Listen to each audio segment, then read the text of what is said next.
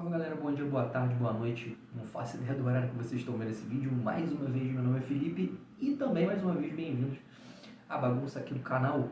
Hoje, capítulo 6 da Era das Revoluções do Hobsbawm, parte 4 e 5. Consegui condensar em um resumo.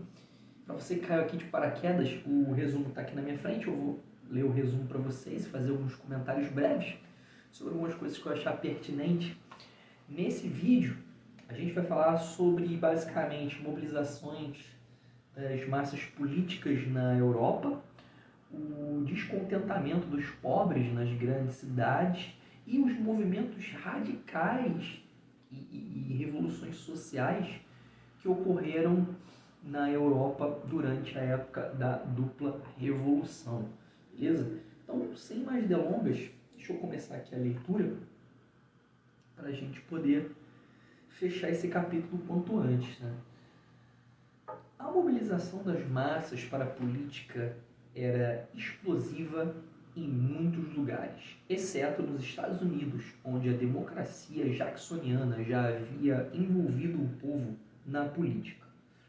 Nos Estados Unidos, o surgimento do Partido dos Trabalhadores em 1828-29, ele não representou uma revolução social nos moldes europeus. Na América Latina, a mobilização das massas não era uma preocupação das grandes, exceto no México. No entanto, na Europa Ocidental, onde a revolução social dos pobres urbanos era uma possibilidade real, a questão de incitar as massas era urgente. Bom, nos Estados Unidos, né, eu já comentei inclusive no vídeo passado, né, a democracia jacksoniana ela já tinha envolvido o povo, né, nos moldes políticos. Aqui na América Latina, esse lance de mobilizar as massas não era uma das grandes preocupações, menos no México. No México, a mobilização das massas era uma coisa mais preocupante, né? Só que na Europa Ocidental, né, onde a revolução social dos pobres, né, era uma possibilidade real, a questão de incitar as massas era mais urgente, né? Bom, revoluções na Europa, tudo cria da Revolução Francesa, né? A Revolução Francesa foi um grande levante social. O descontentamento dos pobres, especialmente nas cidades, era evidente em toda a Europa Ocidental. O teatro popular refletiu esse descontentamento, passando de peças mais tradicionais a sátiras sociais e políticas. Né? Bem interessante. Era uma maneira sutil de mostrar insatisfação. O descontentamento urbano era generalizado no Ocidente, e um movimento socialista e proletário estava presente principalmente na Grã-Bretanha e na França. Na Grã-Bretanha, o movimento em favor da Carta do Povo foi uma manifestação desse descontentamento, enquanto o socialismo britânico, também conhecido como cooperativismo, era mais forte. Né? Vou fazer uma breve pausa, né? Para quem não sabe o que é o cooperativismo, né? Foi um movimento social e econômico e também cultural que buscava a construção de uma sociedade mais igualitária, mais justa. Né? Ele era baseado na ideia de que as pessoas podiam trabalhar juntas para melhorar suas vidas e as vidas das comunidades. Né? Aquela ideia de cooperação mesmo, cooperativismo. O movimento cooperativista tentou criar sindicatos gerais, mas enfrentou desafios políticos ofensivos dos empregadores e do governo, e eventualmente entrou em declínio após 1834 a 1836, né? Não vingou. Na Grã-Bretanha, o movimento de massa revolucionário dos trabalhadores pobres atingiu seu auge com a campanha em favor da Carta do Povo, mas suas lideranças fracassaram em desenvolver uma estratégia política e eficaz, levando à sua derrota. Isso resultou em grupos socialistas mais à margem da corrente principal de agitação trabalhista ou no desenvolvimento da cooperação de consumidores, exemplificada,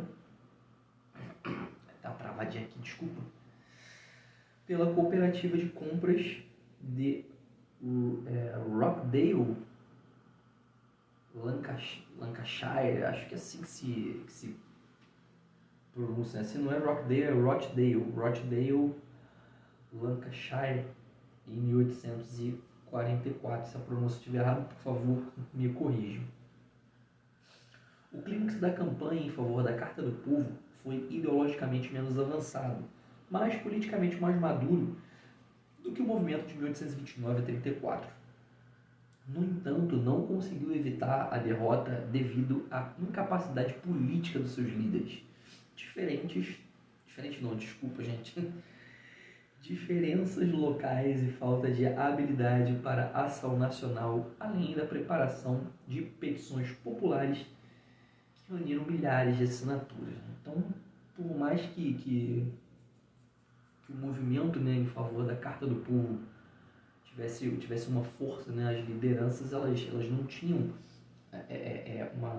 uma proficiência legal em desenvolver esse movimento, e resultou, né, em fracasso, né? Eles não tinham estratégias políticas eficazes, né? E no final acabou levando o movimento à derrota. Na França não havia um movimento de massa dos trabalhadores pobres nas indústrias, e os militantes do movimento da classe operária, né, entre aspas, eram principalmente artesãos e diaristas urbanos envolvidos em seus ofícios ou em indústrias tradicionais, como a da seda em Lyon. Os ramos do novo socialismo utópico não se interessavam pela agitação política, mas desempenhavam papéis de liderança na classe operária durante a Revolução de 1848. Né? Esse parágrafo aqui já é bem autoexplicativo. Né? Na França não tinha um movimento de massa de uma classe operária. Né? Quem representava mais ou menos essa classe, né? Os envolvidos eram artesãos e industriais, galera da indústria de seda. A França tinha uma tradição política forte no jacobinismo e no babovismo de esquerda, que se tornou comunista após 1830, liderada por Auguste Blanqui, né? A pronúncia também deixo por conta de vocês.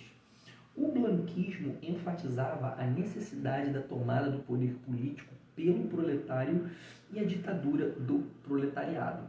A fraqueza do blanquismo estava relacionada à falta de um grande movimento de massa que levava a planejar insurreições que frequentemente fracassavam, como a tentativa de levante em 1839. Sobre o babovismo, né, separei aqui um pequeno resuminho, né, ele defendia a revolução social violenta para a abolição da propriedade privada e a criação de uma sociedade comunista. Os babóvios, eles acreditavam que a revolução ela tinha que ser liderada por um pequeno grupo de revolucionários profissionais que basicamente eles estariam acima da lei, né? E iriam usar todos os métodos necessários para alcançar os seus objetivos. Era uma política de ação bem direta, né? Bem agressiva.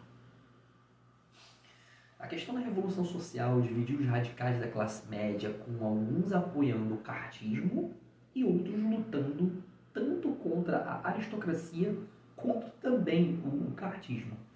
Na França, a decisão de apoiar a revolução ela ocorreu após a Revolução de Fevereiro de 1848, quando os radicais de classe média eles se voltaram para a República, traíram o movimento.